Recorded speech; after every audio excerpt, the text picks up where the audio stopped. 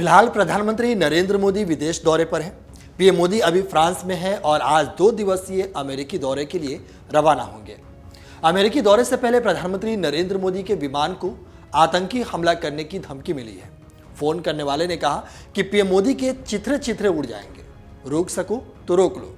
धमकी के बाद मुंबई पुलिस एक्शन में आ गई तो फौरन ही कॉल करने वाले व्यक्ति को गिरफ्तार कर लिया। आरोपी को गिरफ्तार करने के बाद खबर आई कि वो मानसिक रूप से बीमार है। पुलिस ने कहा कि मुंबई पुलिस कंट्रोल रूम को धमकी भरा कॉल करने वाले व्यक्ति को चेंबूर इलाके से हिरासत में ले लिया गया है और वो मानसिक रूप से बीमार है। लेकिन आपको बता दें कि पीएम मोदी जिस विमान में उड़ते हैं वो कोई साधारण विमान नहीं है। हजारों करोड़ रुपए के इस विमान में ऐसे ऐसे फीचर है कि इस इंसान तो क्या इंसान, परिंदे भी इस पर पर नहीं मार सकता। पीएम मोदी जिस विमान से यात्रा करते हैं उसका नाम इंडिया वन है। इसे एयर इंडिया वन भी कहते हैं।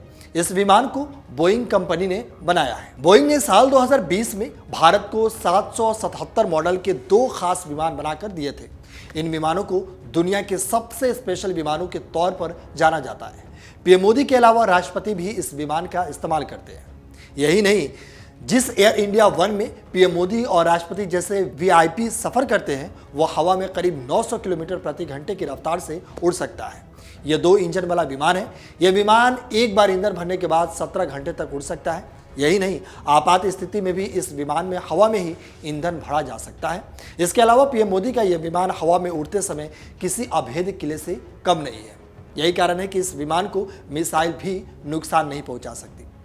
इसके एडवांस कम्युनिकेशन सिस्टम को कोई भी हैक नहीं कर सकता। इसमें अप्रोच वार्निंग सिस्टम लगा है जिससे मुश्किल समय में विमान का पायलट मिसाइलों पर हमला कर सकता है। तो आप जान गए होंगे कि पीएम मोदी का विमान कितना खास है और क्यों नहीं परिंदा तक इस विमान पर मार सकता है। हालांकि ये पहली बार नहीं है जब मुंबई पुलिस को पीएम मोदी की जान को खतरा होने की धमकी मिली हो। अधिकारियों के मुताबिक पिछले साल दिसंबर में ट्रैफिक पुलिस हेडलाइन पर एक धमकी भेजी गई थी जिसमें 2 कथित आईएसआई एजेंट से जुड़े बम की साजिश का दावा किया गया था। इसके अलावा पिछले साल प्रधानमंत्री की जान को कथित तौर पर धमकी देने के आरोप में 34 वर्षीय कांदवली निवासी शीतल चौहान को गिरफ्तार किया गया था।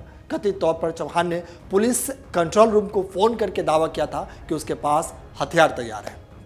दरअसल मीडिया में चल रही खबरों के मुताबिक 11 फरवरी को मुंबई पुलिस कंट्रोल रूम को एक कॉल आई थी जिसमें चेतावनी दी गई थी कि आतंकवादी प्रधानमंत्री नरेंद्र मोदी के विमान पर हमला कर सकते हैं क्योंकि वो आधिकारिक विदेश यात्रा पर जा रहे हैं। सूचना की गंभीरता को देखते हुए पुलिस ने अन्य एजेंसियों को इस बारे में तुरंत ही अलर्ट कर दिया। इसके बाद एजेंसियां हरकत में आ गई और लगातार मुंबई पुलिस भी एक्शन शुरू कर दी, जिसके बाद आरोपी को गिरफ्तार कर लिया गया। वहीं पुलिस के मुताबिक आरोपी मानसिक तौर से बीमार है। आपको बता दें कि फिलहाल प्रधानमंत्री नरेंद्र मोदी फ्रांस में हैं और आज 2 दिवसीय अमेरिकी दौरे के लिए रवाना होंगे। प्रधानमंत्री नरेंद्र मोदी दक्षिण फ्रांस के मर्सिले पहुंचे और स्वतंत्रता सेनानी सावरकर को श्रद्धांजलि अर्पित की, जिन्होंने इसी बंदरगाह शहर में भाग निकलने का साहसिक प्रयास किया था। नरेंद्र मोदी ने फ्रांस की कंपनियों को आमंत्रित करते हुए कहा कि वे भारत की विकास कथा का हिस्सा बनकर असीमित अवसरों पर विचार करें। बता दें कि फिलहाल प्रधानमंत्री नरेंद्र मोदी फ्रांस में हैं और आज 2 दिवसीय अमेरिकी दौरे के लिए रवाना होंगे। प्रधानमंत्री नरेंद्र मोदी दक्षिण फ्रांस के मर्सिले पहुंचे और स्वतंत्रता सेनानी वी.डी. सावरकर को श्रद्धांजलि अर्पित की, जिन्होंने इसी बंदरगाह शहर में भाग निकलने का साहसिक प्रयास किया था। नरेंद्र मोदी ने फ्रांस की कंपनियों को आमंत्रित करते हुए कहा कि वे भारत की विकास गाथा का हिस्सा बनकर असीमित अवसरों पर विचार करें।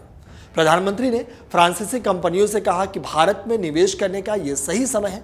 पेरिस में 14वें भारत फ्रांस सीईओ फोरम में मोदी के साथ फ्रांस के राष्ट्रपति इमैनुअल मैक्रों भी शामिल हुए। अपने संबोधन में मोदी ने भारत फ्रांस के बीच बढ़ते द्विपक्षीय व्यापार और आर्थिक सहयोग और दोनों देशों के बीच राजनीतिक साझेदारी को इससे मिले प्रोत्साहन का जिक्र भी किया।